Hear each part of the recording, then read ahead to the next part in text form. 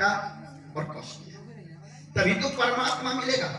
तीन रानियां क्या हैं? ये तीन मार्ग हैं हमारे शास्त्र के, कर्म मार्ग, ज्ञान मार्ग और उपासना मार्ग।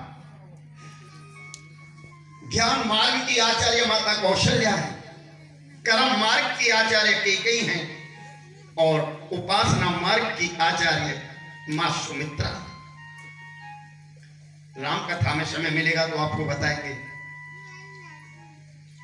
चाचा देख लेता हूं स्वामी जी। श्रीमद् भागवत शास्त्र स्वामी देख लेता हूं। दिव्य गोपियां चलेंगे। गोपियों ने घर का काम करती थी, ऐसा नहीं है कि वो घर का काम नहीं करती थी। भजन किसे कहते हैं? भज सेवायाम, भज सेवायाम धातु से भजन शब्द बना है। अच्छा, तो जो सास ससुर की सेवा करे, पति की सेवा करे, बाल बच्चों की सेवा करे, अपने परिवार को भली भांति पालन करे, वही तो भजन है। और अन्यथा माला लेके बैठ जाओ, पति भूखे पड़े रहे, तो ऐसे भजन से कोई लाभ नहीं। हमारे भैया चाहते हैं कि हमें सीता जैसी पत्नी मिलनी चाहिए, किंतु सीता जैसी पत्नी के लिए तुमको सबसे पहले राम बनना पड़ेगा, क्योंकि राम को भी सीता की खोज के लिए जनकपुरी जाना पड़ा था। ऐसा नहीं है कि तुम्हें सीता तो चाहिए, पत्नी के रूप में खूब स्वयं खरदूषण बनो तो काम बनने वाला।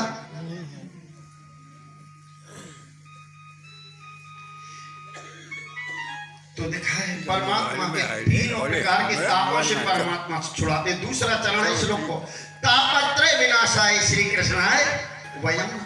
उसी बात को गोस्वामी जी ने लिखा, दैहिक दैविक भौतिक तापा राम रागे नहीं काहू ही व्यापा। सिया राम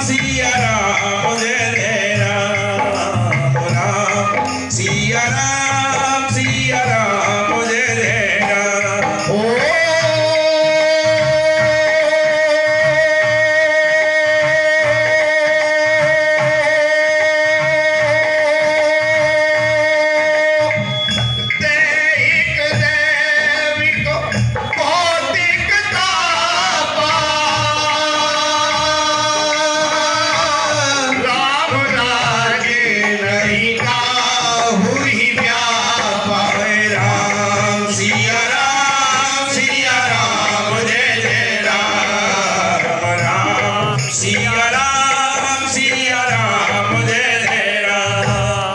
ओ परमात्मा के तीन स्वरूपों का वर्णन किया है। तापत्रय विनाशाय श्री कृष्णाय वयम नमः। दुख मन का धर्म है, आत्मा का धर्म नहीं है। आत्मा का धर्म नहीं है। मनुष्य दुख में ईश्वर का स्मरण करता है, दुख में सुमिरन सब करें, सुख में करे न कोई। और जो सुख में सुमिरन करे तो दुख काहे को होए। जय हो प्रभु। जिससे उसका परमात्मा के साथ अनुसंधान होता है और उसे आनंद मिलता है। जीव का स्वभाव सुंदर नहीं है। परमात्मा का हो सकता है कि शरीर सुंदर ना हो, किंतु परमात्मा का स्वभाव सुंदर है। परमात्मा इसीलिए तो श्रीमद् भागवत भगवान वंदनीय, आध्यात्मिक, आदि दैविक तथा आदिक भौतिक तीनों प्रकार के तापों से परमात्मा हमें छुड़ाते हैं। अकेले श्री कृष्ण की वंदना नहीं, अपितु काय श्री कृष्णाय राधाय वयम नमः। श्री जी का अर्थ है राधा जी। राधा जी के साथ विराजमान है ठाकुर जी कि मैं वंदना करता हूं कि परमात्मा की वंदना कर लेने के साथ ही श्रीमद् भागवत के वक्ता श्री सुखदेव जी की वंदना की गई है। वंदन करके तुम्हारी क्रिया शक्ति और बुद्धि शक्ति अर्पण करने के पश्चात अगर कुछ अघटित विचार ना किया जाए, पढ़ने या सुनाने की अपेक्षा जीवन में आचरण कर लेना ही श्रेष्ठ माना गया। वेदों का अंत नहीं और पुराणों का पार नहीं है। मनुष्य का जीवन बहुत छोटा सा है। मैंने अपनी आंखों से देखा है परीक्षित जी का उद्धार हुआ था। सूत जी कहते हैं फिर भी हम सबका उद्धार क्यों नहीं होता? हमें परीक्षित जैसे श्रोता होना चाहिए और वक्ता श्री सुखदेव जी जैसा होना चाहिए।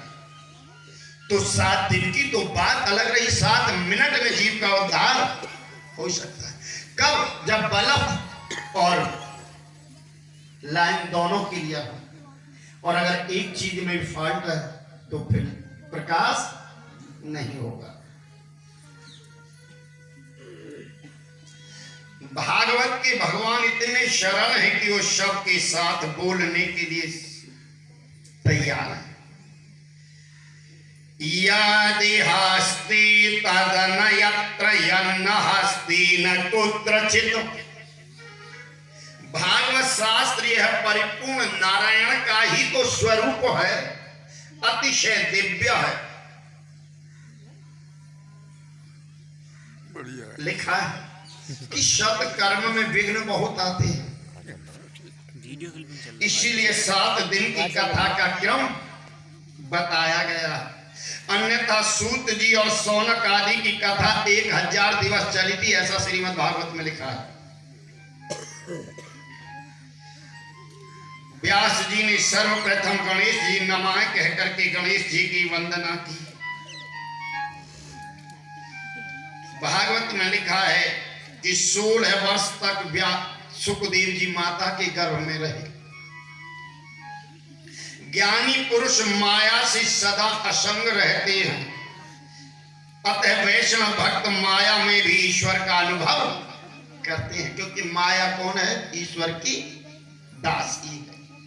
सुखदेव जी के जन्म की कथा अनेकों पुराणों में अनेकों प्रकार से है।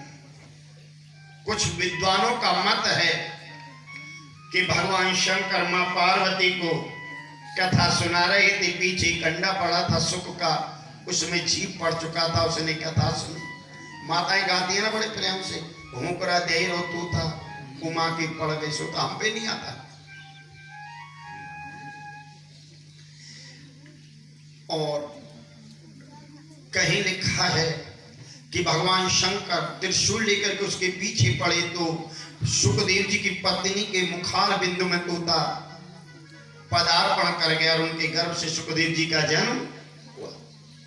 और कुछ वेदांती कहते हैं कि भगवान शंकर की कृपा से औषधि में प्रवेश भगवान शंकर ने अपनी कृपा को किया, उसे भगवान वेद व्यास ने प्राप्त किया और व्यास पत्नी के गर्भ में व्यास जी के द्वारा सुखदेव जी का प्रादुर्भाव हुआ। अनेक कथाएं हैं, किसी कथा के लिए भी हम चैलेंज नहीं कर सकते कि यही कथा से सही है। एक बार नैमिषारण्य क्षेत्र में शौनक आदि ऋषियों का समागम सूत जी से हुआ, कथा का प्रारंभ।